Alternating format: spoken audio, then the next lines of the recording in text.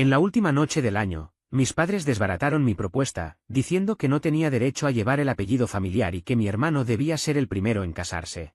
Los eliminé de mi vida y seguí adelante, hasta que años después, una confesión en un hospital reveló el oscuro motivo por el que solo me mantenían vivo. Me llamo José, tengo 23 años y trabajo a tiempo completo. Pago mis cuentas, cumplo con mis responsabilidades y no le pido nada a mis padres. Nunca lo hice. Tampoco lo esperaban de mí. Tengo un hermano gemelo idéntico llamado Sebastián. Idénticos solo en los papeles. Nuestros rostros eran similares, pero ahí terminaban las coincidencias. Él siempre fue más alto, más fuerte, más atlético. El tipo de chico al que los adultos felicitan sin razón, al que los profesores recuerdan y los entrenadores miran con expectativas. Nuestros padres, Ricardo y Patricia, construyeron su identidad alrededor de él desde muy temprano. Sebastián no era solo su hijo, era su apuesta. Yo era el complemento silencioso que venía incluido. Nunca fui callado ni inseguro. Desde niño noté las diferencias y no fingí no verlas. Usaba el humor cuando las situaciones se volvían incómodas, y eso a mis padres les molestaba. Ellos preferían el silencio y la obediencia. Decían que yo tenía mala actitud. Sebastián no tenía mala actitud, Sebastián tenía potencial. Compartimos habitación durante años, y ahí la diferencia era imposible de ignorar. Mismo cuarto, dos realidades. Su lado tenía la ventana, mejor luz y aire. Un escritorio nuevo, cajones que funcionaban, estantes firmes. Si un póster se rompía, se reemplazaba. Si salía un nuevo aparato, aparecía en su lado del cuarto. Mi lado estaba lleno de cosas heredadas. Un mueble con un cajón que nunca cerraba bien, paredes marcadas que nadie se molestó en arreglar. Si algo se rompía, quedaba así. Nadie dijo nunca que esas fueran las reglas. Simplemente lo eran. Bastaba compararse en la puerta para ver quién importaba más. Patricia reforzaba todo sin decir una palabra. Tocaba a Sebastián con orgullo, una mano en el hombro, acomodarle el cuello de la camisa antes de salir. Gestos pequeños que decían «este es mío». Conmigo, el contacto solo aparecía para corregirme, dedos presionando mi brazo para callarme, una mano firme en el pecho para detenerme, tirones sutiles para apartarme. No recuerdo que me abrazara. Recuerdo que me ajustaba. Ricardo tampoco disimulaba. Todo lo que Sebastián hacía estaba orientado al futuro. El deporte era una inversión. Las amistades, conexiones. Si Sebastián fallaba, era parte del crecimiento. Si yo cometía el mismo error, era una señal de que algo estaba mal conmigo. No lloré ni supliqué. Hacía comentarios cortos, secos. Frases como, supongo que mi lado del cuarto no calificó para la mejora. Eso siempre terminaba en una mirada dura de Patricia y una charla sobre lo exagerado que era. Sebastián a veces sonreía. No con crueldad. Era un niño disfrutando del trato preferencial. No tenía motivos para cuestionarlo. Los cumpleaños eran lo peor porque fingían ser terreno neutral. Cena compartida, mismas velas, misma mesa. Un año, con la familia reunida, sacaron el pastel. Glaseado blanco, bordes azules. En el centro, escrito con claridad, estaba el nombre de Sebastián. Solo el suyo. No había espacio ni corrección posible. El silencio duró lo suficiente para que todos lo notaran. Miré el pastel, luego a mis padres, y volví a mirarlo. Dije algo como, supongo que este año comparto su deseo. Patricia reaccionó de inmediato, diciendo que dejara de dramatizar, que él solo era un pastel. Algunos familiares rieron incómodos. Sebastián bajó la mirada. Nadie lo arregló. Igual comimos el pastel. Así fue mi infancia. Nada escandaloso. Solo miles de recordatorios constantes de mi lugar. Una vez, tiempo después, sorprendí a Patricia mirándome de una forma distinta. No era enojo ni decepción. Era algo más tenso. Tal vez miedo. Tal vez culpa. Duró apenas un segundo. Cuando notó que la observaba, endureció el rostro y me dijo que dejara de estorbar y hiciera algo útil. No entendí esa mirada en ese momento, pero no la olvidé. Empecé a trabajar temprano, no porque me obligaran, sino porque el dinero significaba independencia. No pedir transporte, no justificar gastos, tener algo propio. Sebastián no necesitaba eso. Todo le llegaba sin esfuerzo. A los 17 ya pasaba poco tiempo en casa por decisión propia. Último año de secundaria, trabajaba más horas de las que dormía. Una tarde entré a una pequeña panadería cerca de mi trabajo. Solo necesitaba algo rápido antes de volver. Ahí conocí a Valeria. Estaba detrás del mostrador, con una flor bordada en la manga y el cabello recogido, como alguien que llevaba horas trabajando. Hice un comentario sobre lo demasiado bien que se veía la vitrina como para confiar en ella. Me respondió que no había problema mientras no pidiera recomendaciones para luego ignorarlas. No hubo guión ni incomodidad. Fue normal. Pagué, me entregó la bolsa y por primera vez, no me compararon con nadie. No hubo ranking ni expectativas. Solo una conversación simple. Salí de ahí pensando lo extraño que se sentía ser tratado como una persona completa sin tener que demostrar nada. El fútbol dominaba nuestra casa. No como pasatiempo, sino como eje central. Los horarios se organizaban alrededor de los partidos. Las cenas dependían de los entrenamientos. Las conversaciones se cortaban si aparecía un resumen en televisión. Si no sabías la posición de Sebastián, sus estadísticas o el próximo rival, no eras parte de la familia. Sebastián jugaba de linebacker. Grande, rápido, dominante en la cancha. Los entrenadores lo adoraban. Ricardo vivía para eso. Aprendió las reglas tarde, pero hablaba como si hubiera inventado el deporte. Cada victoria era prueba de que era un buen padre. Cada derrota era culpa del árbitro. Vestía ropa del equipo como uniforme y se presentaba más veces como el papá de Sebastián que con su propio nombre. Sebastián nunca careció de apoyo, botines nuevos cada temporada, campamentos extra en verano, sesiones privadas cuando algún entrenador insinuaba que podía llegar más lejos. Ricardo estaba en cada partido, temprano, gritando desde la línea como si fuera parte del equipo técnico. Patricia preparaba colaciones para todo el equipo y se aseguraba de que la camiseta de Sebastián estuviera impecable. Siempre hablaban de esfuerzo, carácter, liderazgo. Palabras que, en esa casa, parecían tener un único destinatario. Yo nunca encajé en esa definición. No jugaba fútbol. Lo intenté una vez, más por obligación que por interés. Me colocaron en una posición que no me importaba y entendí rápido que el deporte en sí no era lo relevante. Lo que importaba era la atención que generaba. Así que dejé de ir sin hacer escándalo. No fue una renuncia dramática. Simplemente entendí que no era para mí. Eso no significó que dejara de entrenar. Al contrario. Empecé a correr por las mañanas antes de ir a la escuela, a levantar pesas en un gimnasio barato después del trabajo. Aprendí disciplina sin aplausos, constancia sin público. Nunca pedí que me llevaran ni que me compraran equipamiento. Si necesitaba algo, lo conseguía por mi cuenta. Y si no podía, me adaptaba. Esa lógica se volvió mi forma de moverme por la vida. Participaba en eventos pequeños, carreras locales, competencias amateurs, encuentros donde no había tribunas llenas ni gente gritando nombres. Una vez les decía las fechas a mis padres. Asentían, decían que verían si podían ir. Nunca fueron. Ni un mensaje, ni una disculpa después. Solo silencio, seguido, días más tarde, por preguntas sobre cómo le había ido a Sebastián en su entrenamiento. La diferencia era evidente. Cuando Sebastián tenía práctica, la casa parecía vibrar. Había movimiento, conversaciones, expectativas. Cuando yo tenía algo importante, todo seguía igual. Con el tiempo dejé de avisarles. No fue orgullo. Fue eficiencia. Recordarle a alguien algo que no le importa es una pérdida de tiempo. Ricardo jamás me preguntó por mis entrenamientos. Si preguntaba si Sebastián había comido suficiente proteína, si el entrenador lo había llamado, si se sentía seguro para el próximo partido. Mis horarios, mis metas, mi esfuerzo no existían en ese radar. Patricia era distinta, pero a veces resultaba peor. Más silenciosa. Me pasaba estirando en la entrada o entrenando en el patio, y sentía su mirada. Cuando levantaba la vista, la veía observándome desde la ventana de la cocina. Su expresión no era de aprobación ni de molestia. Era algo más tenso, incómodo, como si quisiera decir algo y no supiera cómo. En cuanto notaba que yo la había visto, se daba vuelta o me gritaba que dejara de arruinar el pasto con tanto ir y venir. Un sábado tuve una competencia que Valeria conocía. Me lo había preguntado días antes, de manera casual, como si no fuera importante. Le dije que no hacía falta que fuera. Igual apareció. Se sentó en las gradas con un café en la mano y se quedó mirando. Las tribunas estaban casi vacías. No había nadie caminando nervioso, nadie sacando fotos. Solo ella, algunos desconocidos y el sonido constante de las zapatillas golpeando el asfalto. Cuando volvimos al auto, no habló enseguida. Después dijo, sin dramatismo. Siempre se pierden estas cosas, ¿no? Me encogí de hombros. Era un gesto que ya tenía automatizado. Están ocupados. No discutió, no intentó consolarme. Solo asintió, como alguien que entiende perfectamente qué significa ocupados en ese contexto. Esa era una de las cosas que más valoraba de ella, veía los patrones y no fingía no notarlos. Al volver a casa, Sebastián entró hablando de su práctica. Ricardo lo escuchó con atención.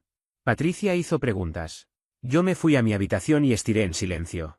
Nunca resentí a Sebastián por eso. Lo que me molestaba eran las reglas implícitas de la casa. Ahí el deporte no era trabajo en equipo ni crecimiento personal. Era moneda de cambio. Estatus. Prueba de valor. Así que seguí entrenando sin testigos. Me volví más fuerte sin elogios. Aprendí temprano que el silencio dolía menos que la expectativa, y que la disciplina funciona incluso cuando nadie está mirando. Los siguientes 4 años pasaron como una mezcla de turnos laborales y programas académicos. La universidad no fue un trayecto fluido. No hubo red de seguridad ni etapas cómodas. La atravesé del mismo modo que todo lo demás, cabeza baja, sin quejas, sin esperar que alguien apareciera a rescatarme si tropezaba. Cursé a tiempo completo todos los semestres. Sumé trabajos de medio tiempo cada vez que pude. A veces 2 al mismo tiempo. Madrugadas que empezaban antes de que saliera el sol. Noches que terminaban comiendo lo más barato y rápido que encontraba. Las semanas se mezclaban entre sí, levantarme, trabajar, ir a clases, volver a trabajar, dormir. Repetir. Nunca le conté a mis padres cuando las cosas se ponían difíciles. No porque lo ocultara, sino porque nunca preguntaron. Jamás se interesaron por exámenes, entregas o por si estaba agotado. Y estaba bien. El aplauso no paga matrículas. Yo necesitaba el título. Ese era el objetivo.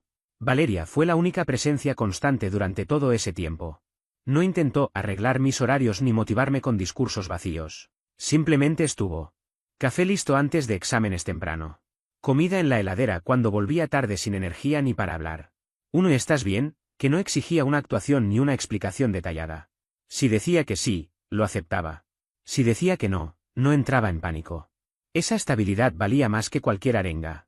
El día de la graduación se suponía que sería neutro. Eso me repetía. Un espacio público, demasiada gente alrededor como para que pasara algo incómodo. Togas, birretes, familias apretadas en sillas metálicas que crujían al moverse. Pensé que, en el peor de los casos, sería silencioso y un poco tenso. Subestimé lo deliberados que podían ser mis padres cuando tenían público. Llegamos temprano y encontramos nuestros asientos. Sebastián estaba unas filas más adelante, ya posando para fotos con Ricardo y Patricia. El brazo de Ricardo rodeaba los hombros de Sebastián con fuerza, como si temiera que alguien se lo fuera a quitar en cualquier momento. Patricia no dejaba de acomodarle la toga, alisando arrugas inexistentes, corrigiendo un birrete que estaba perfectamente bien colocado. Yo observé la escena desde mi lugar, en silencio, entendiendo una vez más exactamente dónde encajaba cada uno. Ella tenía una expresión de orgullo que jamás había mostrado cuando estaba a mi lado. No era exagerada ni estridente, pero sí evidente, casi palpable. Lo noté de inmediato, incluso antes de entender por qué me resultaba tan ajena. Era una forma de mirar distinta, una rigidez satisfecha en la postura, como si por fin estuviera contemplando algo que confirmaba todas sus expectativas. Yo permanecía allí, junto a Valeria, observando la escena con una calma que no había ensayado, pero que reconocí apenas apareció. No intervine. No tenía sentido hacerlo. No hacía falta. Sabía exactamente cómo se desarrollaba ese tipo de momento en mi familia, porque lo había visto repetirse demasiadas veces bajo distintos nombres y excusas. La ceremonia avanzó de manera irregular, como una secuencia fragmentada que nadie parecía notar. Nombres que se anunciaban uno tras otro, algunos recibidos con entusiasmo sincero y otros apenas con aplausos de compromiso. El sonido de las palmas subía y bajaba en oleadas desiguales, marcando jerarquías invisibles que todos parecían comprender sin necesidad de explicaciones. Algunas ovaciones eran más largas, más intensas, más cargadas de emoción que otras. Cuando pronunciaron el nombre de Sebastián, los aplausos alrededor nuestro se amplificaron de inmediato. Hubo silbidos, comentarios en voz alta, risas, entusiasmo genuino. Personas que no conocía se pusieron de pie. Valeria se inclinó apenas hacia mí, sin decir nada. No hacía falta. Cuando llegó mi turno, Valeria comenzó a aplaudir de inmediato, sin dudar. Sebastián también lo hizo. Lo vi girar ligeramente el cuerpo, como si algo lo empujara a buscar con la mirada a nuestros padres entre la multitud. Ellos aplaudieron, sí, pero con un leve retraso, como si recién entonces recordaran que eso era lo que correspondía hacer. No fue un descuido. Fue una pausa mínima, pero suficiente.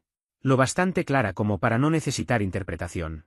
Al terminar el acto, el césped se llenó en cuestión de segundos. Todo se volvió caótico y ruidoso. Cámaras levantadas en todas direcciones, flashes, globos flotando sobre las cabezas, padres abrazando a sus hijos como si los estuvieran descubriendo por primera vez. El aire olía a césped recién cortado y a perfume caro. Ricardo nos hizo una seña para que nos acercáramos y nos pidió que lo siguiéramos hasta el estacionamiento. Usó ese tono particular que siempre empleaba cuando tenía algo preparado y necesitaba público, aunque nunca lo admitiera. Sebastián llegó primero. Ricardo se detuvo junto a un Mustang negro, reluciente, estacionado cerca de la acera. Era nuevo, impecable, imposible de ignorar incluso para quien no supiera nada de autos. La pintura reflejaba el sol como un espejo.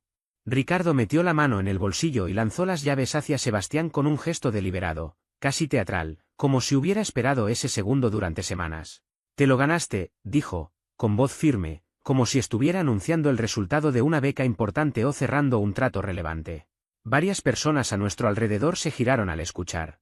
Un par de antiguos compañeros de equipo de Sebastián celebraron en voz alta. Alguien silbó.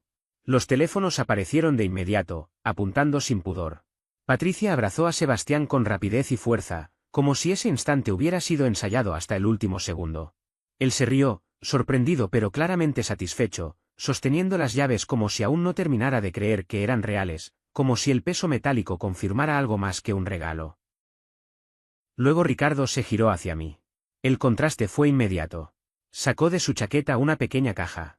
Era tan liviana que supe lo que contenía incluso antes de abrirla. Dentro había un reloj de correa metálica sencilla, funcional, correcto.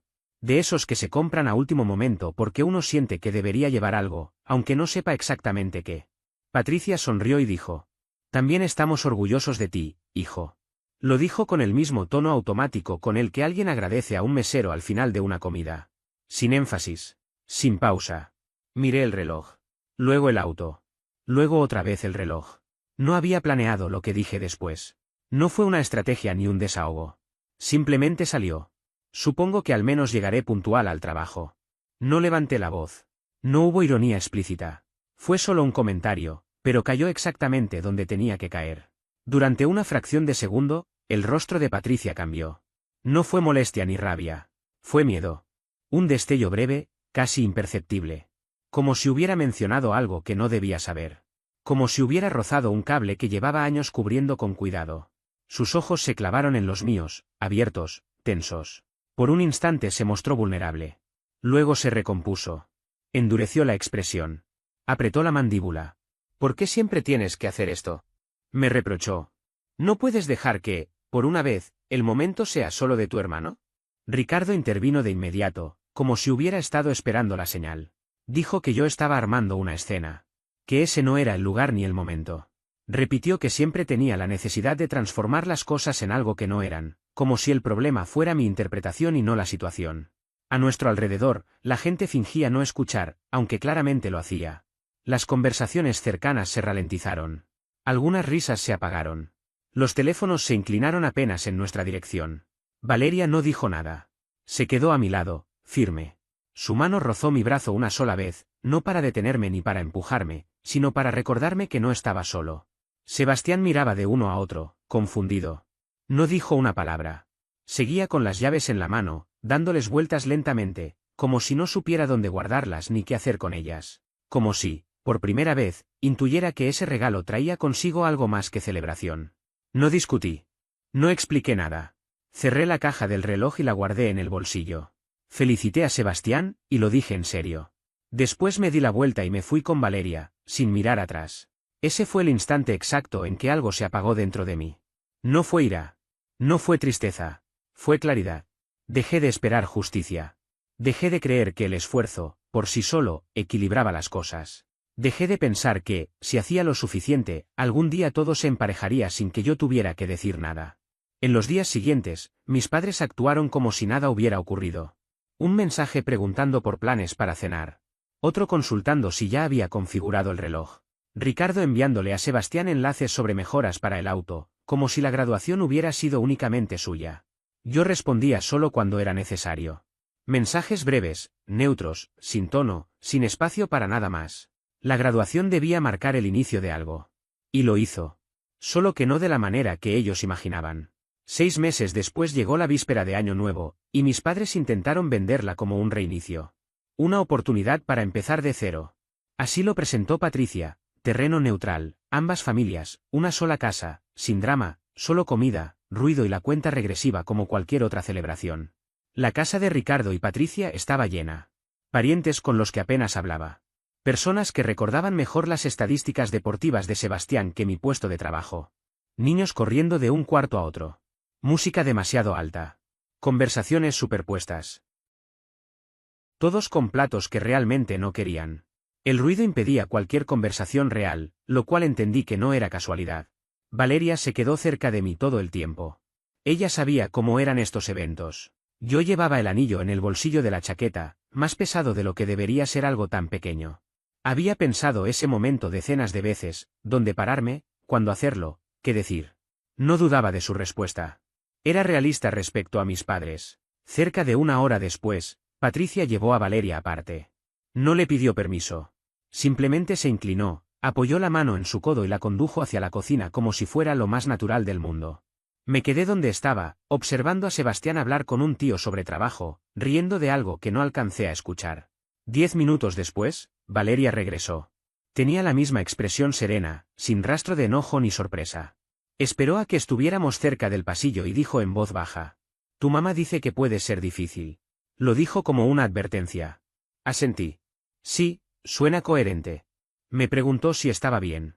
Le dije que sí. Y lo creí, al menos en ese momento. Entonces Ricardo golpeó una copa con una cuchara. El sonido fue seco y cortante. La música se detuvo. Todos giraron la cabeza. Yo no había planeado ningún brindis, pero claramente él sí. Se paró en el centro del salón, con el brazo ya apoyado sobre los hombros de Sebastián. Sonreía más de lo necesario, como quien sabe exactamente lo que va a decir. Habló de la familia, del crecimiento, del nuevo año que comenzaba. Dijo lo orgulloso que estaba del rumbo de Sebastián, de su disciplina, de su estabilidad, de su proyección. Repitió esa palabra 2 veces. No me mencionó ni una sola vez. La gente asintió. Algunos aplaudieron antes de tiempo. Patricia sonreía como si ese hubiera sido, desde el principio, el verdadero motivo de la noche. Sebastián se veía incómodo, pero no se apartó. Permaneció quieto, como si no supiera si intervenir o quedarse al margen. Ricardo cerró su comentario con una frase que sonó definitiva, casi ensayada. Algunas personas simplemente saben cómo construir algo sólido. Ese fue el momento exacto en el que entendí que no tenía sentido esperar más. No iba a quedarme aguardando a que la atención regresara hacia mí ni a pedir permiso para existir en esa escena. Avancé un paso antes de que los aplausos terminaran de apagarse. No levanté la voz. No hice un anuncio. Simplemente tomé la mano de Valeria, me arrodillé frente a ella y saqué el anillo. El silencio que cayó sobre la sala no fue casual. Fue denso, expectante, como si todos estuvieran conteniendo el aliento para ver quién iba a reaccionar primero. Ricardo había bebido lo suficiente como para que su seguridad superara con creces a su criterio. Antes de que Valeria pudiera siquiera procesar lo que estaba pasando, Patricia soltó un jadeo exagerado y dio un paso al frente. Ricardo fue más rápido. Se inclinó y me sujetó la muñeca con fuerza. ¿Qué crees que estás haciendo?, espetó, sin disimular el enojo. Me puse de pie despacio y retiré la mano con firmeza. Proponiéndole matrimonio. Ricardo soltó una risa corta, áspera, cargada de desprecio. No. No lo estás haciendo. Patricia se sumó de inmediato. Esto no es apropiado. No puedes hacer algo así aquí. Ricardo me interrumpió antes de que pudiera responder. No te has ganado el derecho de usar este apellido de esa manera. No tienes nada que ofrecerle. Sin mirarlo siquiera, señaló a Sebastián. Él sí. Fue entonces cuando Sebastián habló por primera vez. ¿De qué demonios estás hablando? Patricia le hizo un gesto brusco con la mano. Ahora no. Sebastián avanzó un paso. No, es ahora.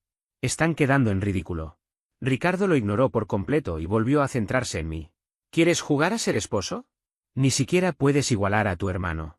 ¿Crees que el amor reemplaza la estabilidad? El murmullo comenzó a extenderse por la sala.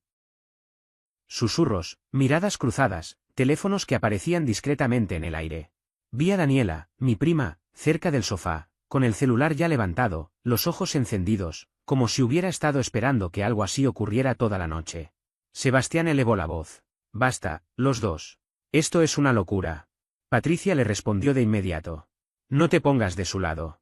No estoy tomando su lado, contestó Sebastián. Estoy tomando el lado correcto. Están completamente fuera de lugar. Ricardo le ordenó que se callara. Dijo que estaba siendo irrespetuoso. Dijo que yo estaba arruinando la noche. Miré a Valeria. No se había movido. Su calma contrastaba con el caos alrededor, y eso hacía que todo lo demás pareciera aún más absurdo. Dije una sola frase, con voz firme. Nos vamos. No esperé respuestas. Tomé la mano de Valeria y caminamos hacia la salida. Detrás de nosotros, las voces se superponían. Patricia gritando. Ricardo exigiendo que alguien nos detuviera. Sebastián discutiendo. Daniela grabándolo todo. Para cuando llegamos a casa, mi teléfono ya no dejaba de vibrar. Daniela había subido el vídeo como un reel, acompañado de un comentario sobre drama familiar y un emoji riéndose. Se difundió mucho más rápido de lo que imaginé. Los comentarios se acumularon. Gente mencionando a mis padres por nombre, preguntando cómo podían humillar así a su propio hijo. Ricardo y Patricia reaccionaron mal. Respondieron con párrafos largos, acusándome de abandonarlos, de traicionar a la familia, presentándose como padres destrozados cuyo hijo los había expuesto públicamente. El grupo familiar estalló. Tíos, tías, primos opinando. Algunos diciéndome que debía disculparme. Otros afirmando que ambos lados estaban equivocados. Unos cuantos fingiendo que no veían nada extraño en lo ocurrido. No respondí. No me defendí. Salí del grupo, bloqueé números, cambié configuraciones. Al final de la noche, mi teléfono quedó en silencio. Ese fue el inicio del contacto cero. No lo anuncié. No envié un mensaje final ni di explicaciones. Simplemente desaparecí. Cambié mi número y limpié mi presencia en línea.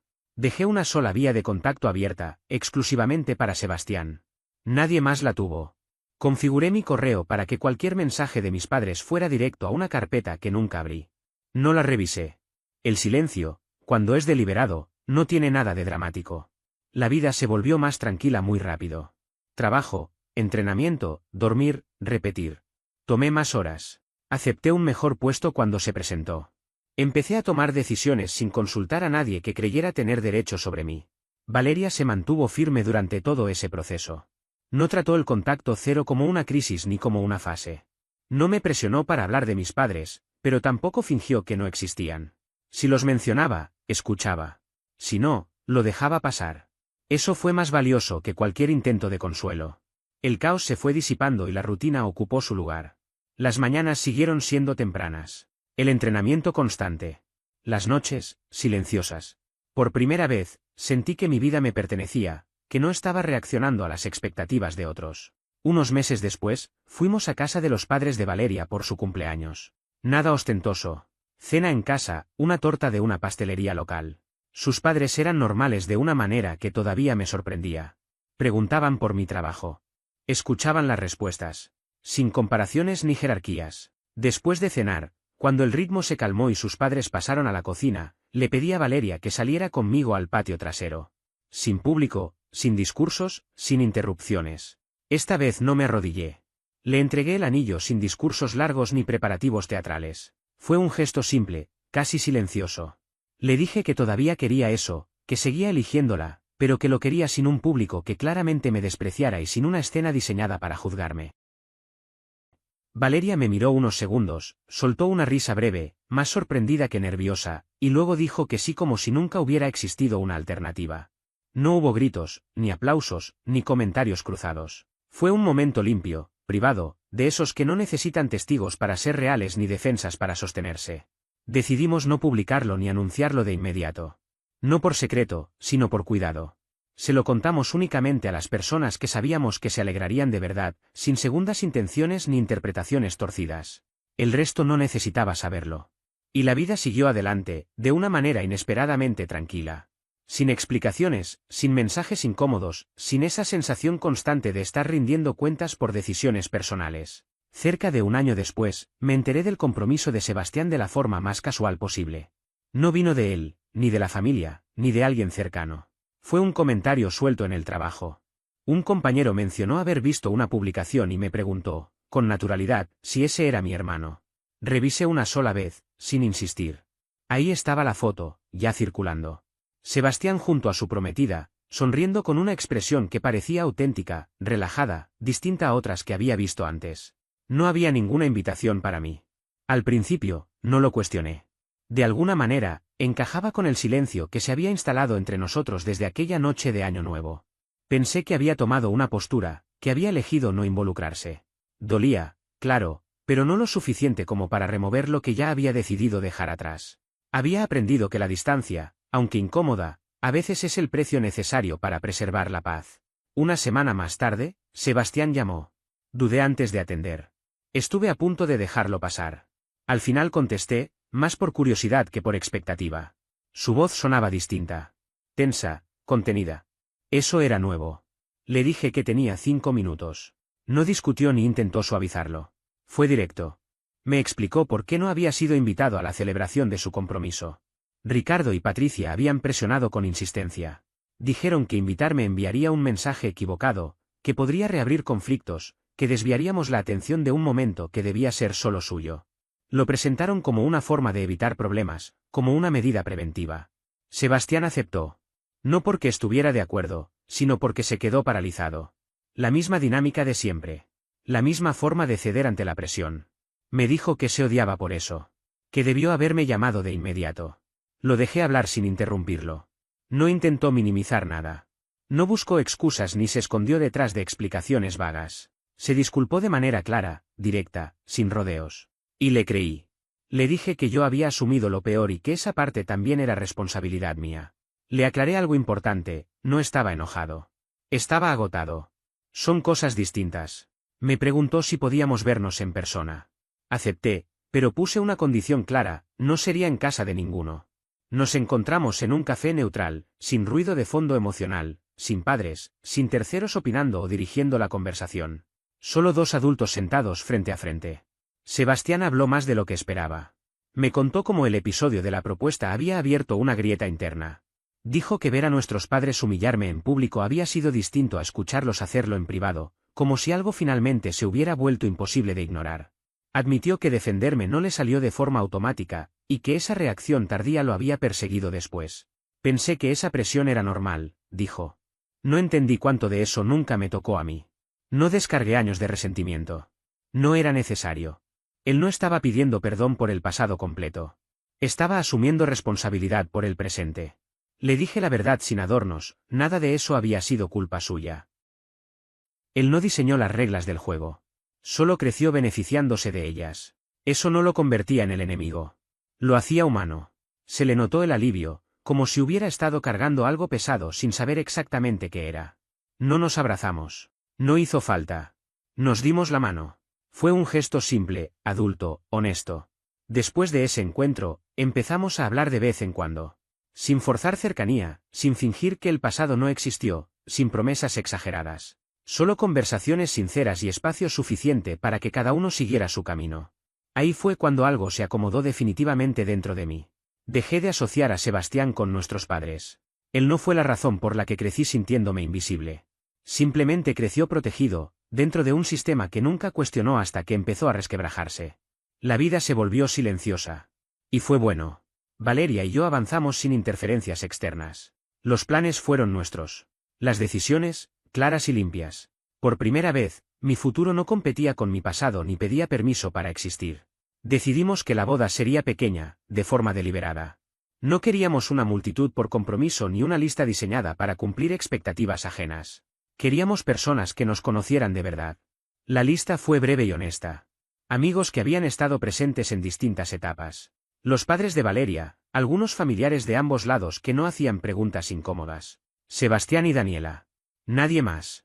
Ricardo y Patricia no fueron invitados. No hubo discusión ni duda. Tampoco anuncios ni explicaciones públicas.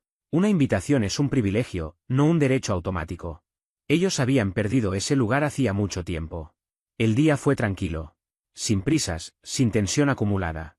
Valeria estaba relajada, de una forma que hacía desaparecer todo lo demás. Sus padres me trataron como si ya perteneciera allí, sin discursos sobre linajes ni comentarios sobre lo que yo debía aportar o compensar. Sebastián llegó temprano. No lo volvió incómodo. No actuó como mediador. Me dio la mano, me felicitó y dijo que Valeria se veía feliz. Lo dijo con sinceridad. Eso fue suficiente. La ceremonia fue sencilla. Sin dramatismos, sin votos diseñados para reparar heridas antiguas. Prometimos lo que importaba y seguimos adelante. Al terminar, me sentí más liviano de lo que esperaba. No porque hubiera ganado algo nuevo, sino porque no tuve que defenderlo. Ese día no publicamos nada. Los teléfonos quedaron guardados. La noche terminó en calma. Daniela fue quien rompió ese silencio días después. Subió fotos de la boda. No con mala intención, pero tampoco con cuidado. Simplemente siendo ella, colocándose cerca del momento y dejando que el resto reaccionara como quisiera. Las imágenes se difundieron rápido. La gente notó quienes no estaban. Los comentarios comenzaron a acumularse. Las preguntas llegaron después. Ricardo y Patricia se enteraron por Instagram. Y ahí fue cuando todo se volvió ruidoso. Su reacción no tuvo que ver conmigo. Tuvo que ver con quedar expuestos. Los comentarios apuntaron directo donde dolía. ¿Por qué no estuvieron en la boda de su hijo? ¿Qué clase de padres se pierden eso? ¿Es la primera vez que pasa? Respondieron públicamente. Mensajes largos, defensivos, explicaciones vagas sobre límites y malentendidos. Intentaron presentarse como víctimas, como padres desplazados por un hijo frío e ingrato. No funcionó. La gente recordaba el vídeo de Año Nuevo. Las capturas volvieron a circular cuando nadie lo esperaba. Fragmentos de vídeo reaparecieron en cuentas que no seguía, comentarios antiguos fueron desenterrados, y de pronto, el nombre de Patricia empezó a aparecer en hilos públicos acompañado de palabras que ella siempre había detestado. Al principio, Ricardo intentó restarle importancia, bromeó como si se tratara de una exageración pasajera. Luego vino la irritación. Después, la urgencia. Cuando no apareció la simpatía pública que esperaban, abandonaron los espacios abiertos y pasaron a lo privado. Mensajes directos. Correos electrónicos. Llamadas desde números desconocidos. Todo seguía el mismo patrón. Culpa envuelta en falsa preocupación. Ira disfrazada de dolor. Frases cuidadosamente elegidas para hacerme sentir responsable, que los había avergonzado, que había expuesto a la familia, que los había dejado solos cuando más me necesitaban. En ningún momento preguntaron si yo estaba bien. Ni una sola vez. No respondí. Tampoco bloqueé de inmediato. Dejé que todo se acumulara. Observé cómo el ciclo se repetía sin que yo participara. Era como ver una obra conocida desde fuera del escenario. Cuando entendí que no había nada nuevo que aprender, bloqueé todo y seguí con mi vida. Valeria no me pidió explicaciones. No necesitó garantías ni palabras tranquilizadoras. Había visto los mensajes antes de que los eliminara. Leyó lo suficiente como para comprender exactamente con qué tipo de personas estábamos tratando. Están molestos porque nadie los vio, dijo una vez. Nada más. Sin discursos largos, sin análisis excesivo. Solo la verdad, directa. Internet tampoco los absolvió esta vez. Surgieron más comentarios, más preguntas. Gente que empezó a notar patrones. Historias antiguas que salieron a la luz, contadas por familiares que habían preferido callar durante años. Daniela, mi prima, seguía publicando sin medir consecuencias, alimentando el fuego casi sin darse cuenta. Ricardo y Patricia comenzaron a desmoronarse. Se notaba en el tono de sus mensajes. Un minuto furiosos, al siguiente suplicantes. Un correo me acusaba de desagradecido, el siguiente me rogaba que recordara todo lo que habían hecho por mí. No respondía a ninguno. El silencio regresó. Esta vez, se quedó. Unas noches después de que todo finalmente se calmara, sonó mi teléfono. En la pantalla apareció el nombre de Sebastián. Contesté. Hola, dijo. Su voz era seria, firme. No sonaba desesperado. Eso me hizo prestar atención. Le pregunté qué pasaba. Hubo una breve pausa. Es por mamá y papá. ¿Ocurrió algo? Papá quiere hablar contigo. Dice que es importante. No respondí de inmediato. Patricia no tuvo un colapso público ni una escena dramática. No hubo cámaras ni versiones maquilladas. Simplemente se desplomó en casa y no se levantó con la rapidez suficiente como para fingir que no era grave. Los paramédicos usaron términos que nadie quiere escuchar: ritmo cardíaco, riesgo de accidente cerebrovascular, observación. Una noche se convirtió en pruebas. Las pruebas derivaron en ese silencio particular que aparece cuando los médicos dejan de especular y empiezan a medir. Ella no me llamó. Le pidió a Sebastián que lo hiciera. Él me llamó tarde esa noche. Su voz seguía estable, pero había algo debajo, algo nuevo. No era pánico. Está en el hospital, dijo. Preguntó por ti. Papá también quiere hablar. Dicen que es importante. Guardé silencio un segundo. ¿Esto es una disculpa? Pregunté. No, respondió, y dudó. Es distinto. Sebastián no duda. Ese segundo de vacilación lo cambió todo. Acepté ir una sola vez. Una visita. Sin promesas. Sin conversaciones futuras. No discutió. Valeria fue conmigo. No habló de perdón ni de cerrar ciclos. No intentó prepararme para nada. Aparcamos, entramos y nos detuvimos en la entrada del piso donde estaba internada Patricia. Me apretó la mano una vez. Voy a estar aquí, dijo. Eso fue suficiente. Patricia se veía más pequeña en la cama del hospital. No frágil. Pequeña, como alguien que finalmente se había quedado sin energía para sostener apariencias. Ricardo estaba junto a la ventana, brazos cruzados, mirando hacia afuera como si la ciudad tuviera respuestas. Sebastián permanecía cerca de la puerta, tenso, como si supiera que lo que venía no lo dejaría intacto. Ella no perdió tiempo. No me queda mucho, dijo. Y no quiero morirme con esto dentro. Eso me lo explicó todo. No se trataba de mí. Se trataba de ella y de su necesidad de soltar algo que ya no podía cargar. Tomó aire. Solo queríamos un hijo. Ricardo asintió sin mirarme. Ese siempre fue el plan. Ella continuó. Un embarazo. Un futuro. Una vida que creían poder manejar. Sebastián frunció el ceño. ¿Qué estás diciendo? Cuando el médico confirmó que eran gemelos, explicó, no lo vivieron como una bendición.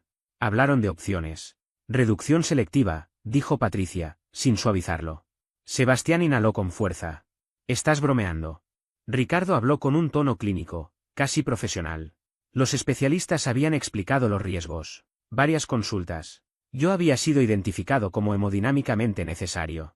Perderme a mí probablemente implicaba perderlo a él también. Las palabras quedaron suspendidas, frías. ¿Eras más pequeño?, continuó ella. Los médicos dijeron que eras físicamente más débil. Sebastián se giró hacia mí. ¿Qué significa eso? Que él recibía el flujo sanguíneo crítico, respondió Ricardo, como si leyera un informe. Nutrientes compartidos. Terminar con él habría puesto en riesgo al feto más fuerte. Sebastián se quedó inmóvil. ¿Yo? Ella asintió. Sí. El aire se volvió denso. Patricia empezó a llorar entonces. Sin dramatismo. Solo lágrimas silenciosas y manos temblorosas. Cada vez que te miraba, me dijo, recordaba lo que casi hicimos. Yo permanecí inmóvil. No hubo un estallido interno ni una reacción violenta. Lo que sentí fue otra cosa, una claridad incómoda, casi quirúrgica. Recuerdos dispersos comenzaron a alinearse sin esfuerzo. Las correcciones constantes disfrazadas de preocupación. La distancia emocional que nunca se explicaba. La forma en que me observaban, no como a un hijo, sino como a algo que debía mantenerse estable, funcional, sin fallas. De pronto, todo encajaba con una lógica que no dejaba espacio para la nostalgia. Ricardo carraspeó, como si buscara cerrar el tema con una frase aceptable. Lamentamos que las cosas hayan terminado así. Lo miré sin suavizar la expresión. No terminaron así, respondí. Siempre fueron así. Yo recién ahora tengo el contexto completo. Patricia estiró la mano con dificultad. Su gesto no fue dramático, fue torpe, inseguro. Me moví un paso atrás antes de que pudiera tocarme. Perdóname, dijo. De verdad lo siento. La observé un segundo más antes de hablar. ¿Perdón por qué?, pregunté. Ella dudó. Por todo. Negué despacio. Eso no alcanza. No es una palabra mágica. Buscó aire, como si no estuviera preparada para responder con precisión. Por no saber quererte, murmuró. Asentí levemente. Eso al menos es honesto. Ricardo intentó intervenir. Hicimos lo que creímos correcto en ese momento. Lo miré de frente. Convertiste mi existencia en un cálculo médico. No lo llames decisión correcta. Llámalo lo que fue. El silencio se volvió pesado. Sebastián parecía atrapado entre nosotros, con el rostro tenso, procesando una verdad que no había pedido conocer. Yo no sabía nada de esto, dijo. Nunca lo supe. Lo sé, respondí. Y no te culpo por eso. Patricia empezó a llorar de nuevo, esta vez sin intentar ocultarlo. Cada vez que te veía, dijo, recordaba lo que pudo haber pasado. Nunca supe cómo manejar eso. Ese fue tu peso, no el mío, contesté con calma. Yo crecí sintiéndolo igual. No levanté la voz. No hizo falta. No fui un problema, continué. Fui una solución que decidieron no mirar a los ojos. Ricardo abrió la boca, pero levanté una mano. No hace falta que digas nada más. Ya escuché suficiente. Di un paso hacia atrás. Nadie me detuvo. Sebastián parecía querer decir algo, encontrar una frase que arreglara lo irreversible. Negué con la cabeza antes de que lo intentara. Cuídate, le dije. De verdad. Patricia susurró mi nombre. No respondí. Giré y salí. En el pasillo, Valeria se levantó apenas me vio. No me interrogó. No buscó leer mi expresión. Simplemente pasó su brazo por mis hombros y caminamos juntos hacia la salida. Al salir del hospital no me sentí vacío ni destruido. Sentí algo distinto, cierre. No alivio, no reconciliación. ¿Cierre? Como cuando se comprende una historia completa y ya no hace falta seguir repasándola. Y entonces me hice la pregunta final. ¿Seguirías atado a personas que solo supieron valorarte cuando cumplías una función específica? ¿Aceptarías disculpas nacidas del miedo y no del reconocimiento real? Yo no lo hice. Elegí no cargar con lo que nunca me correspondió. Elegí continuar con la vida que construí lejos de ese rol impuesto. No por venganza. No por castigo. Por coherencia. Y esa decisión, hasta hoy, sigue siendo la correcta.